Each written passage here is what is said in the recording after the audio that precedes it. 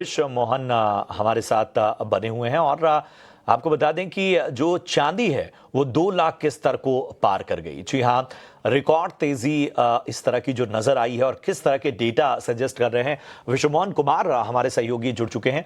विश्वमोहन, बताएं, चांदी की जबरदस्त चाल और ईयर एंड से पहले ही 2 लाख पार।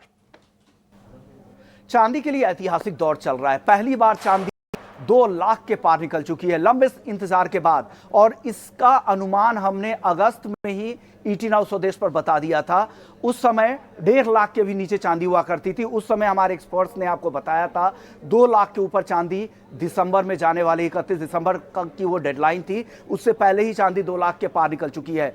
हफ्ते भर में 8% से ज्यादा की तेजी, महीने भर में 20% से ज्यादा की तेजी, 3 महीने में 50% से ज्यादा की तेजी, और इस साल 2025 में 122% से ज्यादा की तेजी चांदी ने दिखाई है।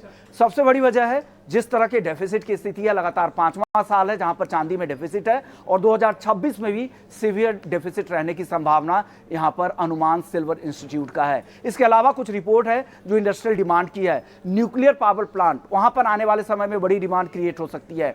इसके अलावा electric vehicle, solar, electronic sector, तमाम ऐसे सेक्टर है, न्यूएस्ट टेक्नोलॉजी, डेटा सेंटर को लेकर, ये तमाम ऐसे सेक्टर है जहां पर काफी ज्यादा चांदी का इस्तेमाल हो रहा है। ये एक बड़ी वजह है। उसके अलावा सिल्वर ईटीएफ में जिस तरह के फंड इन्फ्लोज हाल के दिनों में देखने को मिले हैं, और सिर्फ हिंदुस्तान ही नहीं, ग्लोबल सिल्वर ईटीएफ में भी एक बड़े स्केल पर इन्फ्लोज देखने को मिले। तो ये सारे फैक्टर है जो चांदी को सपोर्ट कर रहे हैं, और एक के बाद एक बड़ी रैली दिख रही है। इसके अलावा दुनिया की 2 बड़ी इकॉनमी चाइना और यूएस, उन्होंने नेशनल प्लान के तहत चांदी को शामिल किया है, और क्रिटिकल मिनरल लिस्ट में भी यूएस ने चांदी को शामिल किया है। यानी जिसके पास चांदी होगी वो इंडस्ट्री में उनकी ज़्यादा पैड ज़्यादा मजबूत होगी, ग्लोबल मार्केट में उनकी पहुंच और पैड ज़्यादा मजबूत होगी। ऐसा चीन और यूएस में इस तरह के नैरेटिव सेट किए जा रहे हैं, और होर्डिंग भी इन 2 इकॉनमी की तरफ से की जा रही है।